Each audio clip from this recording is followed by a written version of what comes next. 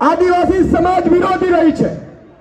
તમને ખબર હશે યુનિફોર્મ સિવિલ કોડ ભાજપ લાવવાનો પ્લાન કરી રહી છે, પણ જ્યારે આદિવાસી સમાજે વિરોધ કર્યો, આદિવાસી સંસ્કૃતિને ખતમ કરવાનું જો કામ કરવાની કોઈ પ્રેરણા લીધી હોય તો ભાજપે નક્કી કરી છે મિત્રો, અને એટલા માટે આપણે એક થઈને લડવા નીકળ્યા છીએ।